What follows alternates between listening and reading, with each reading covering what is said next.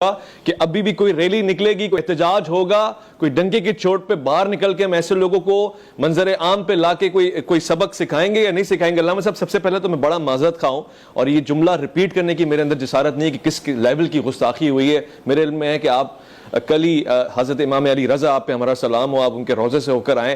مجھے ڈر ہے کہ آپ نے شکایت نہ کی ہو اس امت کی اور ان لوگوں کی۔ البتہ یہ کہ یہ سخت ترین الفاظ استعمال کرنے والا کس عقیدے کا مالک ہو سکتا ہے؟ یہ کسی مکتب کا نہیں ہے، نہ یہ مکتب اہل حدیث کا ہے، نہ دیوبند کا ہے، نہ اہل سنت کا ہے، نہ شیعہ کا ہے، مگر یہ کہاں سے آتے ہیں یہ لوگ؟ بسم اللہ الرحمن الرحیم۔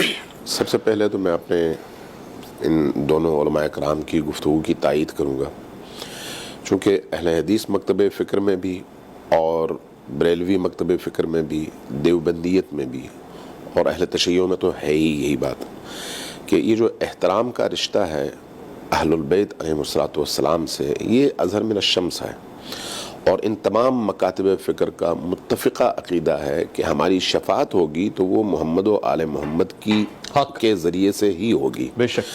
اب اگر کوئی شخص ان ہستیوں کی شان میں گستاخی کرتا ہے تو اس کے دو پہلو ہیں۔ ایک یہ کہ آپ کو کوئی علمی اختلاف ہے، آپ اس علمی اختلاف کی بنیاد پر ان کی مخالفت کرتے ہیں، یہ ایک الگ چیز ہے، یہ آپ کے فہم کا اختلاف ہے، یہ آپ جانیں، آپ کا مکتب جانیں، آپ کا نظریہ جانیں، اور جو لوگ ان کو مانتے ہیں ان کا نظریہ جانیں۔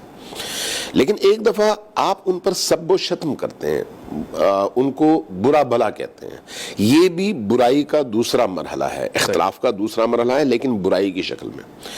لیکن اب اس شخص کے لیے انسان کہنا، میری زبان میں زبان میری مشکل ہے کہ میں اس کو انسان کہہ سکوں، اس نے جو زبان استعمال کی ہے وہ زبان اگر دیکھی جائے تو یہ سب و شتم سے آگے نکل کر ناموس کی گالیاں دی گئی ہیں۔ جی ایسا ہی۔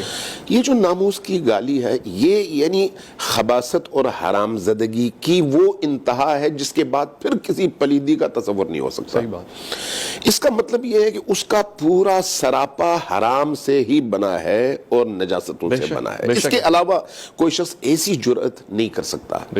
اب جب یہ ہو گیا تو اب اگلی بات جو بڑی اہم ہے میں کرنا چاہوں گا، دیکھیے، ایک ہے قانونی مرحلہ، شرعی حکم، قانونی حکم، آئین پاکستان کیا کہتا ہے اور دین کا حکم کیا ہے۔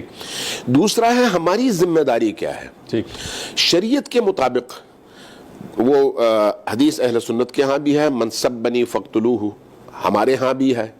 اسی طرح سے مکتب اہل البیت میں احادیث کا ایک پورا مجموعہ ہے جو نبی پاک، اہل البیت اعظام سے مراد ائمہ اثنا عشر، ان ہستیوں کی شان اقدس میں اگر کوئی ایسی زبان استعمال کرتا ہے تو حاکم شرع پر لازم ہے کہ وہ حکم دے اور اس کی گردن اڑائی جائے۔ اچھا، گردن اڑائی جائے، یعنی اس کے علاوہ کوئی اور سزا نہیں ہے، کیونکہ کسی انسان کو یہ آزادی حاصل نہیں ہے کہ وہ اللہ کی برگزیدہ کسی ایسی ہستی کے حوالے سے جو صاحب ولایت اور صاحب مقام ہو، صاحب منصب امامت ہو، اس کی بارگاہ میں، یا صاحب نبوت ہو، ایسی شخصیت کی بارگاہ میں ایسی کوئی جسارت کر سکے۔ شریعت نے یہ بالکل واضح کر دیا۔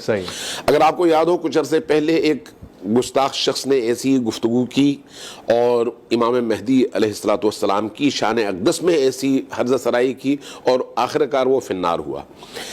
اب جو قانون کی صورت ہے، پاکستان کے اندر قانون موجود ہے، اور اس قانون کے تحت بجائے اس کے کہ لوگ احتجاج کریں تب حکومت اس کے خلاف قدم اٹھائے، ریاست کی ذمہ داری بنتی ہے کہ معاشرے کو اس طرح کے افراتفری سے بچانے کے لیے وہ سب سے پہلے یہ قدم اٹھائے۔ پولیس کی ذمہ داری کیا ہے؟ قانون کا نفاذ۔